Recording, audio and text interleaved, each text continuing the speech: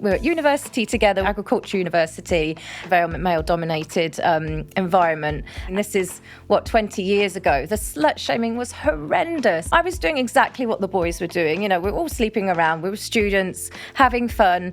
I like to think things are different for students now. Welcome to the UNASHAMED podcast. My name is Elizabeth G, and I've spent my life battling through shame.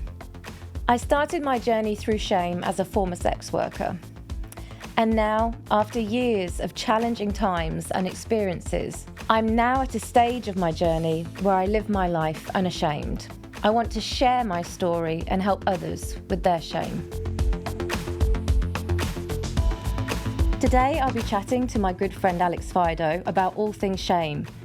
I'll also be speaking to Alex about her success within the property industry and what it means to be a woman in 2024. Alex has built a highly successful career as an independent businesswoman, restoring properties around the UK. Alex is a huge source of inspiration for myself and a total champion when it comes to hard graft and building a business as a single mother. Hello, how are you today? Hi, Lizzie. I'm fine, thank you. How Good. are you? It's great to be here. Thank you for inviting me. No worries. It's very good to see you. So first of all, can you just tell me a little bit about your background? Yeah. And sort of the journey of where you're at now? Yeah, absolutely. So I went to an agricultural university. I did a degree in food marketing and business, and that's where I actually met yourself. Yes. Had an amazing time. Then went into the food industry for about 10 to 12 years. Then hit a really difficult time. And I was going through divorce and I left my job and I didn't really know what to do. But I can talk more about that sort of in a minute with regards to where I am now. Yeah. But yes, I bought a house with my mum and decided to renovate it alongside my children were quite young and was winging it a little bit, to be honest, knew nothing about property. And then now here I am today, and I've sort of built up a sort of a property business of buying and flipping, and it's going well. And I've never looked back. So that's just sort of a quick, sort of brief, sort of background to what I've done, Which is quite a lot. I've been saying to you earlier, I love watching your videos on the socials, like your transformation process when you buy a house that's run down and you gut it out and you do the total transformation. And that's why you are such an inspiration to me with my own property journey and understanding that the work's involved. It's not an easy journey. So it's not. It's absolutely not. And I think luckily, I was able to bring a lot of my sort of skills from my previous job at budgeting. I was working with big sort of budgets within the marketing team. I'm negotiating with buyers. I love working with teams of people, so I was able to bring a lot of those skills to the property world. But it has been incredibly challenging. Yes. I think as a woman, from a marketing team going into a world which is mostly sort of men, it has come with a lot of challenges, and I think it was very much, what does this blonde woman from marketing know about property? So yeah, it has been incredibly challenging, but also as well so rewarding. Yeah. But the main reason I did it really was for my children. At the time when I first bought my first house, my ex-husband was working away.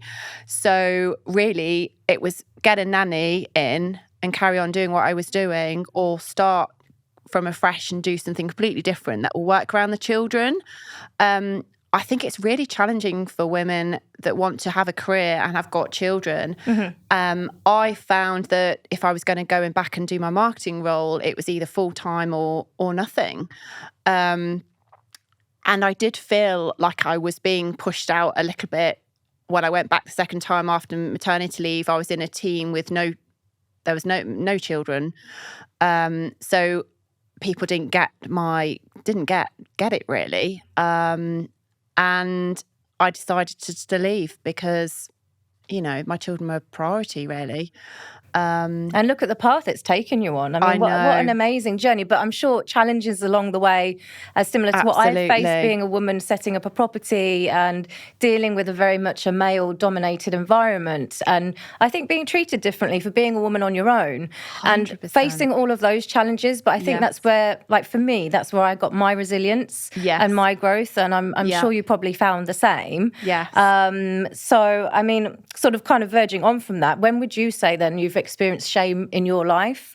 And what kind of shame have you experienced, like financial, relationship, parenting? Like what's been your experience of shame? I think really there's lots of areas within my life so far I've experienced it, but I think the biggest and the most recent is from my previous relationship, and I suppose to do with the parenting side of things as well. I'd been unhappy in my relationship for a while, and when my husband moved away, that was the point where I thought, you know what, actually, I'm not happy with the way I'm being treated.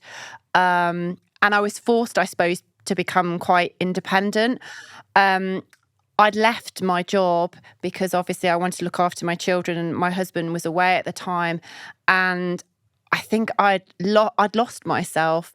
And I think when I suggested to my husband to do the houses, and he kind of laughed at me a little bit. Wow. And he said, "You can't do any DIY. You don't know how to fix things. Go and get a proper job."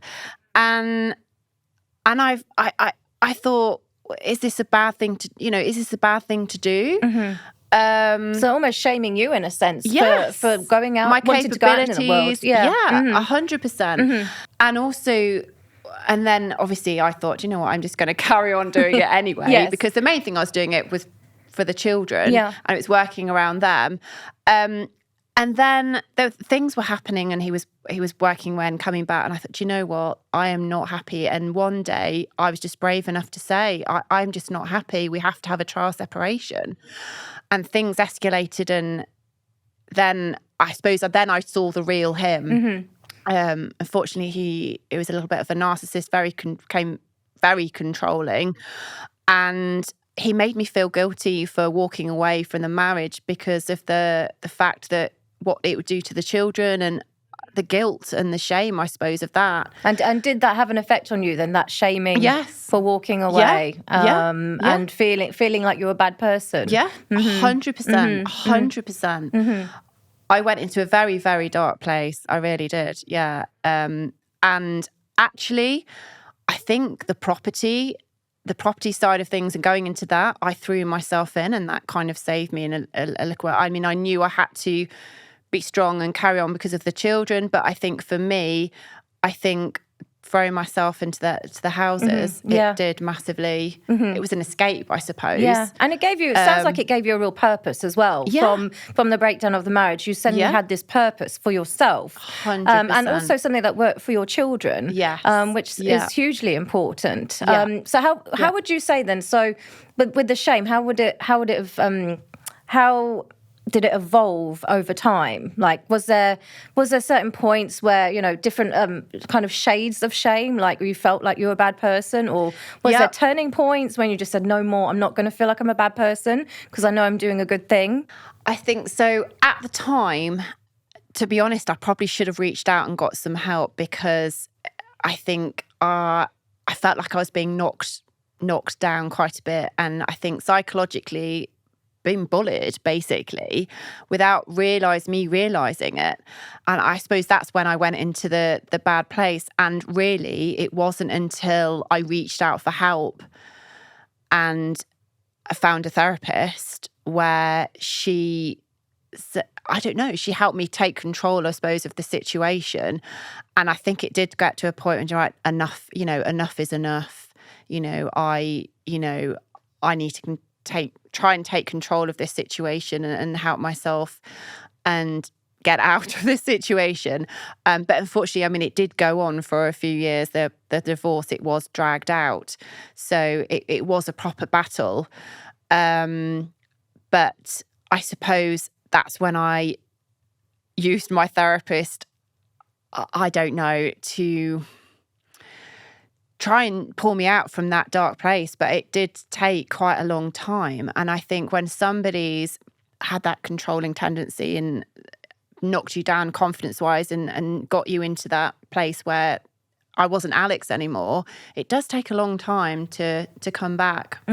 I think, though, those rock bottom moments are so important. I mean, we may not feel like that at the time. I know for me, I've had my fair share of rock bottom moments, and it was there that, though, I found my resilience and my growth. And the years and years of being shamed for being a sex worker or for being sexually open as a woman or enjoying casual sex, it just got to that point where I just said no more. Actually, what I'm doing is helping people. I'm not a bad person, and I won't be made to feel bad by people who feel bad about themselves. I think that's why a lot of people do tend to shame others, because they're just not happy people. And that those of us who dare to live a life that's true to ourselves, they try to bring that person down. And for me, it definitely was that moment of going through a terrible breakup and being at my rock bottom and finding a new therapist like you have. And she really turned everything around for me and helped me get sober. And because of her, I got on the property ladder and invested in a holiday let, and wrote a book about shame in the hope that it will help other people who have gone through a similar experience. So it's would you say you kind of had a moment where you just broke through it and just said, no more, I can't live like in these shackles of shame? Yeah, I think so. And I think what my therapist massively helped me with is actually how to deal with that person that was, I suppose, my ex with the narcissist behaviour, because I didn't know how to deal with the situations, the emails, the constant sort of abuse. And she massively helped me understand his behaviour, why he was doing it, etc., etc. And so I started doing things differently, the way I was talking to him, dealing with situations. And I was like, wow, this is great. And I think I was going from feeling down here to actually coming up, further up to his level, but then sometimes overtaking him, catching him by surprise, I suppose.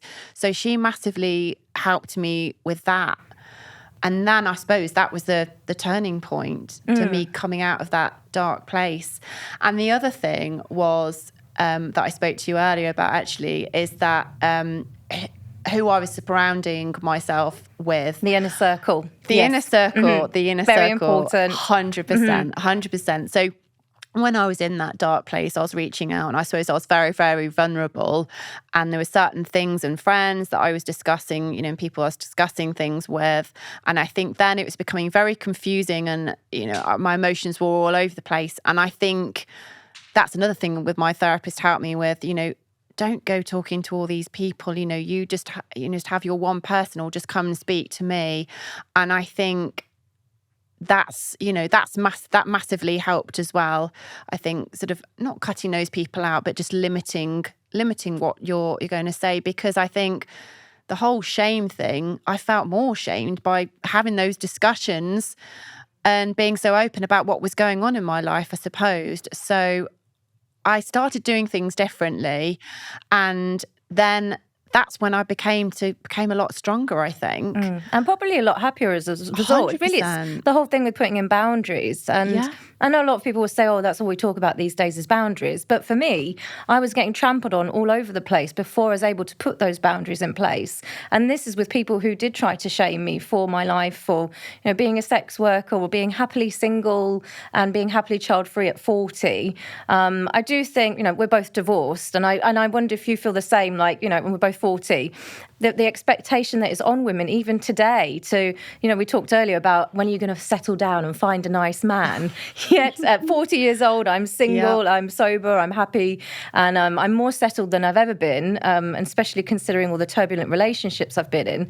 But I think even today for women, there's that kind of relationship kind of shame. Like if you're not in a relationship with a man, then, there's a question mark over you, or people can't figure you out. And sometimes I think maybe people just feel more intimidated by us because we're doing it on our own, and we're happy. And I think some people struggle to understand that. Do you find the same? I feel exactly the same. I think once I'd been through all of that sort of trauma, I suppose, of 5 years, it's really the last year and a half where I'm back to Alex. I've never been happier. Very similar to you. I feel on top of the world. I feel like I've got my shit together. My children are in an amazing place, and that's obviously I focused on them throughout the whole sort of divorce. And the last thing on my mind, I suppose, was dating. And the last couple of years, you know, people have said to me, so what, like there's something wrong with me. Yes. You know, why are you not in a relationship? Why? And questioning it. And it's very frustrating. I suppose I've become very independent, but also as well, I think I don't need a man. Somebody, you know, I'd love to obviously eventually meet somebody, but I think as I've had my therapy and I've grown and obviously focused on my property business, I have realised that actually, you know, I've grown and put so much into myself and so much work into myself, and I've got my values and my morals, and you know, my standards are high, you know, so I couldn't agree more. I totally agree. So I look back into my 20s, and when it came to relationships, I had no idea. I was such a people pleaser. I put everyone else before me, put their needs before mine. Whereas now, you know, again, through a really good therapist, I'm able to put boundaries in place. My top 5 must-haves for the next relationship are very different to when I was in my 20s. So, you know, we talked earlier about emotional intelligence and stability and consistency, and someone who's going to cherish me, and someone who is kind. And I'm not going to settle for anything less. And I'm genuinely happy as I am, being self-sufficient. So whoever comes into my life next is because I want them, not because I have a need for them. But I think things are changing a little bit for women, but I think there's still a way to go. And I think maybe certain people of a certain generation have a hard time understanding that, you know, some women are just happy on their own at certain points in their life. It's better than being in a toxic relationship. I think some people would have preferred me to have stayed, you know, when I was drinking and partying and doing drugs, to have stayed as that person who had no boundaries and let people walk all over her, because I was less of a threat. Whereas when you get to a place where you really know yourself, and you go through that growth and that resilience, some people can't place you, and I think they find that a bit intimidating. I agree. I agree. And I was saying earlier, I think some guys have said to me they're scared of me. And I think that's in the property business. But I think, you know, I suppose I've grown massive, and I think when I was going through a difficult time, I suppose I was in quite a vulnerable place, and I experienced some, you know, quite eye-opening things, really, I suppose, with when I first started work and in having property. Yeah, like what? and in anything you want to share? Because I'm sure I can relate in some way. So I think when I was going through, I suppose, divorce and things like that, and you know, I had tradespeople trying it on with me, and I couldn't believe what was happening, really, asking me to go into the bathrooms and into the bathroom and to perform certain things. Oh my goodness! Turning up at my house. Yeah, I'm shocked, but I'm not surprised because I had similar things. Like, you know, when I was setting up my holiday, like I had tradespeople coming in and out all the time. And, you know, I remember talking to one guy, and as I was talking to him, walked into my bathroom and started using the toilet and left the door open ajar. Goodness. And whilst he was still talking to me. And because I'm being on my own and being a woman, I just did not know what to say. I was just shocked. But, you know, I mean, sounds like you've had a similar experience of people talking to my chest or clearly flirting or putting loads of kisses in messages. And I think if I was a man, or at least if I was there with a man or a partner, I wouldn't have got that kind of treatment. It's almost like you have to really fight, like I think we've said before, like bitch face, which to me seems very cold, but you have to become a bit hardened, especially in that world, because it is very much male dominated. And I think for people to take us seriously, we do have to adopt a different persona. Otherwise you do get trampled on in that world. 100%. I mean, I've had a couple of run-ins, and I think it's taken a while to get sort of a team together that properly, you know, respect me, I think. And I think also as well, I think as a woman, I think I've caught some people out because I've challenged things, especially when payments and quotes and things like that, and I've questioned certain things and they don't like it. I think I had one electrician that sent me a bill and he'd inflated it massively, and I questioned it, and I think he was on holiday at the time, and he sent me an email back saying I wouldn't have, you know, why did you question it? I just expect you just to pay it, Alex. Is that what he said? Yeah, just pay it. And he was incredibly rude. And I stood my ground, and I was like, well, good. You know, I'm just querying a few things, and I'd done it in a very professional manner. But I think that also, like, when you do start to challenge, not everybody, just certain types of people, they see you because sometimes because you are a woman, they see you as being difficult. Whereas if it was a man, they wouldn't think twice. But women who speak up, like I've found, I've had to really fight to get my voice heard sometimes. And I think people think I am being difficult, but if I don't speak up, I won't be heard. And I think the property business especially, and, we talk about, farming life, farming backgrounds, and that whole community, it's all very much male dominated. So in that world, you really have to fight to be heard, even today. So I hope things are changing for the better, but I think we're still going to have to fight for a bit longer to get our voices heard.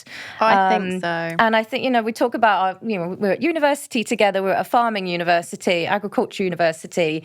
And, obviously that was a very male-dominated environment. And talking about the slut shaming back then, I mean, this is, 20 years ago. The slut shaming was horrendous. And I remember I was doing exactly what the boys were doing. We're all sleeping around, we were students, having fun, but the slut shaming, you're a slut, you're a slut, you're a slut, just for enjoying casual sex. And I just remember that. It was just so awful back then. I like to think things are different for students now. If women want to enjoy casual sex, they don't get slut shamed like that. But do you experience similar things at university? Well, I went to university and I was single, and, I had a lot of fun in my first year. But I remember coming back to the halls, and somebody had stuck something on a poster on my, I can't remember what it was. Poster? What, on a your poster door? on my door with my name and calling me something because I was going around having fun. And it was awful, actually. And I think some of I thought they were my friends, questioned me on it. And then when I eventually did go into a relationship, they were like, how you've changed. And they were basically saying I was a slut. That's the shaming in itself, isn't it? It was. Yeah, how you've changed. It was awful. It was so inappropriate and made me feel terrible. And I thought, you know what? Sod it. I had a lot of fun.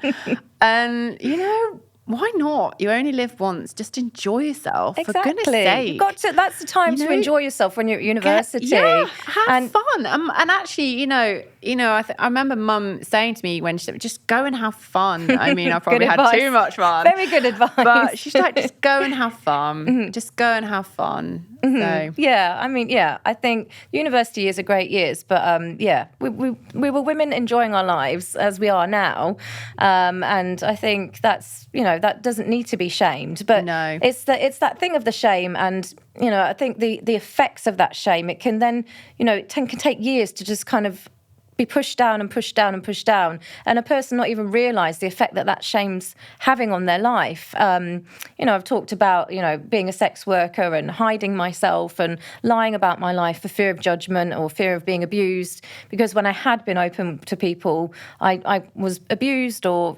publicly shamed by ex-boyfriends. So as a result, I kind of almost felt like I had to hide myself, but not now. No. It's completely different now, because of the therapist that I see. She's helped me break through that. But it's quite scary, the effect that shame can have on a person without them even realising it. 100%. And it's such a powerful thing. I think shame is it has the ability to literally paralyse us, I think. Yeah. And it definitely did for me for a long time. But I think once a person overcomes that and then sees a different life that they can have where they own themselves, there's just so much freedom with that. So, I mean, if anything from my podcast, I just want the viewers to understand that once you break through those barriers of shame, there's just such a great life ahead of you, because shame is very dangerous and paralysing. 100%. And it's not needed, really, at the end of the day. It's not needed. It's not needed. But no, I think your story is amazing, and I think what you're doing is absolutely amazing. And I think it's the growth. The growth has been fantastic. And I think I'm really excited. Yeah, I'm really excited for you. I'm really excited. But I think the main thing is you're just being so open about what's happened, sharing your experiences. And we were saying that earlier, actually, if you think about, you were telling me some of the things you've been through, but actually I was thinking, well, you've turned all the negatives into amazing positives. And I think unfortunately, you have to go through those in life, and I think they make you stronger. They've most certainly made me stronger. Absolutely. Yeah. And I think, and like one of my team members said, gosh, the guys are scared of you, but I can come across as a bit of a boss bitch. But I think, but these guys, they do really respect me now. But I do look after my team. I treat them to Greggs on a weekly basis when they're on site. So I think it's about getting a balance, I think, but not crossing the line. And I think also as well, I think where I got a lot of respect was actually getting my hands dirty and getting stuck in. Because then they saw me in a completely different light, not this blonde woman who knew nothing, whatever. Throwing orders at them. They were just maybe staring at my arse all day or whatever. But I was getting respect, and I think then it boosted my confidence, I think, and really helped me out of the dark place and like, do you know what? Actually, yeah, I can do this. I'm all right at this. Absolutely, and you've thrived. Like I said, I love seeing your videos on social media and the transformations from the houses. I mean, I didn't even renovate my property. I furnished a 1-bedroom flat for a holiday let, and I know the work that's involved with that.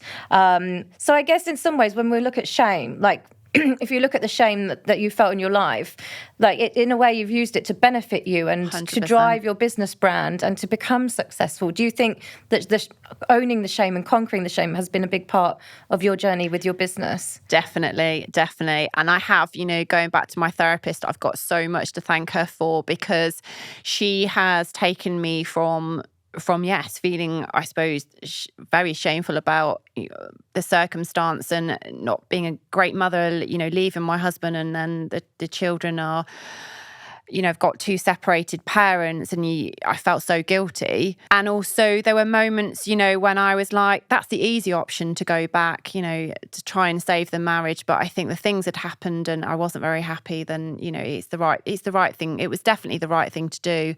But 100%, I think going through all of that has made me so much stronger and and happier. And I think there's moments now where I think, God, I can conquer the world. Well, absolutely. I think when you go through hell in terms of a divorce or a breakup, and for me, I know the numerous breakups I've been through, like feeling like the world's over, that's it, that's the end. But then you find something in there and you find your resilience, and the world didn't end. You move on with your life. And not only did I move on, but then I became really happy and I began to thrive. And then there's a kind of feeling of invincibility. Is that the word? Invincibility with that, oh my God, I survived that breakup when I thought I wouldn't. And actually, if I can get through that, I can get through anything. Yeah, 100%. And I think having sort of, my therapist has given me the tools that I need, and I've put them into place, and I think now they help me with anything, with relationships, with the children, with my job, friendships, things like that. And that's massively helped. I agree. I owe so much to my therapist. She really, as I've said before, she was my angel. She got me out of such a bad place, and it was my therapist that got me to break through all the shame. Without her, I dread to think where I'd be right now, and probably wouldn't have written my book. Like it's really broken through so many things and opened so many doors. And I just think seeing a therapist is a bit like, it's bit like going for a checkup at the dentist, just checking in, like seeing how everything is, and the benefits are so huge. And I'm just pleased, I'm sure as you are, that I've gone down that road and worked on myself, like literally disappeared and worked on myself, stayed single, peeled away the layers and got to the core of who I am.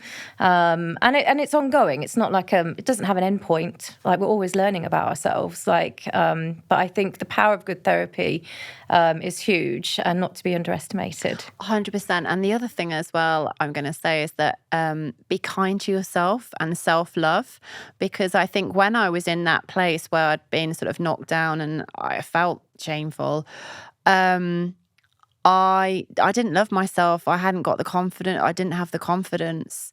And I thought, do you know what? Actually, I need to be selfish and think about myself and look after myself. And I think the combination of sort of, eating well, exercise, having my therapist, and that toolkit, is key. But I think at the end of the day, you have to be kind to yourself. Don't beat yourself up. If you go into these places, these dark places, but I think, there is light at the end of the tunnel. Things do get better. I know it sounds a bit, OCD or whatever, but it's just, things do get Well, they do. get better. It's important, I think, for people to hear that, because when you're in that moment, like my therapist had said to me, well, in the moment of the breakup, she said, it's just a moment. And it was that pulled me out of it. And it was just a moment, but it felt like my world had completely collapsed on me.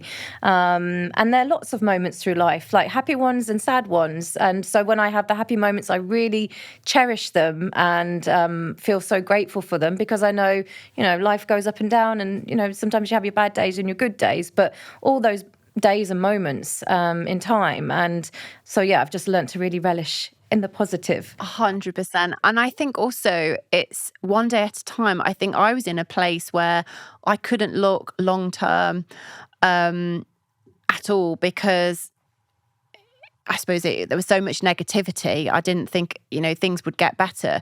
When my marriage broke down, unfortunately, I left, and I hadn't been happy for a long time, and the relationship had become quite controlling, and the way I was made to feel, how I was treated, and then the guilt, I suppose, on the fact that I was leaving and what would happen with the children and everything. It was, it got me in a very dark place. Very dark place. So I guess you would say that's probably kind of relationship kind of shame. Relationship shame, and parenting shame. Yeah. And I think it did take a long time for me to overcome that, 4 or 5 years. And how would you say that made you behave then? Like, were you aware of that you were feeling shame and it had an effect on you? I think because of, to begin with, no. I think I was obviously in not a great place, and I think I didn't notice it, I suppose. It wasn't actually until I went to see a therapist when she actually when I started opening up to a therapist, that I actually realised what was going on. And I guess therapists are very effective in helping you unlock that shame. Yeah. And owning who you are and understanding that you're not a bad person and you don't need to feel guilt in any sense of the word. What's important is that you're happy and healthy. So did your therapist kind of guide you through that to unlock the shame that you felt? She did. And I think it was quite a painful process. It was a very painful process. But yes, she did guide me through, and I'm still seeing her now after 6 years, actually. Wow. She must be a very good therapist then. She's a very good therapist. Yes. But also as well, she's become like a second mother, I think. I've told her everything. But I mean, I suppose she just, obviously at the time it was the relationship and the sort of the parenting shame, but she's helped me with so many different situations throughout the years. And I suppose I've grown massively. Mm-hmm. Well, that's and a she good reminds therapist. me of that as well. And I look back to 6 years ago and I think, wow, gosh, the place I was in and how I was feeling was just, so different. It's amazing the journey that therapists can take you on. Like, I have similar moments. So I see old photos of me from like 10 years ago when I was drinking and doing drugs. And I look at that person and think, God, I feel really sorry for that person. They don't know what's going on with them. And then I realise it's me. And I feel a bit, oh my gosh, like, thank God I'm not in that place anymore. So I think it took me quite a few therapists to get to the one I've got to now. But when you get to see a good therapist, one that you connect well with, like you say, they become like such a guiding light and so important. And it's amazing that she's helped you break through all of that. 100%. And I think actually what you've just said, finding the right therapist as well, because there's so much help out there. Actually, it's a little bit daunting, but I think getting a therapist that you can connect with, have that connection with, is absolutely key. 100%. So for any of our listeners who are feeling ashamed, what is your key piece of advice for someone battling with their own shame? Firstly, I think go and speak to somebody. I think I've found my therapist actually an investment in my life. I mean, I still see her twice a month now. If you can't afford a therapist, I think there are other ways and other people that you can speak to, or even confide in, a close family member or a friend. Don't go and speak to lots of people and get different opinions, because that will mess with your head. But also as well, look after yourself, be kind to yourself, don't beat yourself up, and own it. Be like, do you know what? This is what makes me happy. I'm going to go and do that. I don't care what anyone else thinks. Mm-hmm. I think that is such good advice. I think the thing you were saying about, just talking to someone, like give it a voice, because I feel like, similar with abuse, shame thrives in silence. It can't survive having words wrapped around it or, being given a voice. Shame really just thrives when you stay silent, because that's going to feed it and push it down even further. So like you say, voicing it, talk to a friend that you feel you can trust, or a good therapist, one that works for you, and that's when shame really, it can't survive that, and that's how you can overcome it. So yeah, I think that's some good advice. Definitely. And I think lastly, go and do something that you enjoy. Throw yourself into something, whether it's work or a hobby. Obviously that's what I did with my property. And an amazing job as well. It was an escape. Yeah. Mm-hmm. And I think it was massively helped me through. And I think as a single mum as well, it's massively helped get my confidence back. So go out and do something. Ignore what anyone else is saying. I had people saying, expect to lose money on your first house. You can't do that, laughing at me. Well, who's laughing now? Who's laughing now? Exactly. Look at me now. So would you have any certain advice for, single mothers who are looking to branch out into business, possibly the property business where it is male dominated? Do you have any particular advice for them? Yeah, of course. Networking. To be honest, social media, linking up with people, whether it's on LinkedIn or in Instagram, connecting with sort of like-minded people, and go to these networking events. There's so many networking events. I've started actually recently going to quite a few networking events, and actually I went to a recent one which was just girls in property, and it was so inspiring. And actually from that, I've found a mentor, a coach that, because I feel I've just been buying and flipping. I want to learn about different property strategies. So she's helping, she's going to help me, and guide me and giving me advice, with my next move. But I think you have to be careful, because there's lots of people out there and there are different courses, and you can spend thousands on courses and learning about things. So I think if you go to a networking event, speak to lots of people, and then take a step back and think about actually who is the right person, there to help me. But, just speak, get it out there, start networking, meet like-minded people, I guess. 100%. I think meet like-minded people and say, do you know what? I know nothing. This is what I want to learn about. What do I have to do? And, voice it, and just go for it. Blum and Esther, just go for it. You've got nothing to lose, absolutely nothing to lose. And I think property's great, because everyone needs a roof over their head, and it's something, it's very, very exciting as well. I'd just like to finish with a quote from Brené Brown, an American professor, social worker and author who spent 2 decades studying shame. If we can share our story with someone who responds with empathy and understanding, shame can't survive. If you've enjoyed the podcast, please follow, like and share, especially with someone who might be dealing with their own shame. I'd love to hear your stories too, so please get in touch.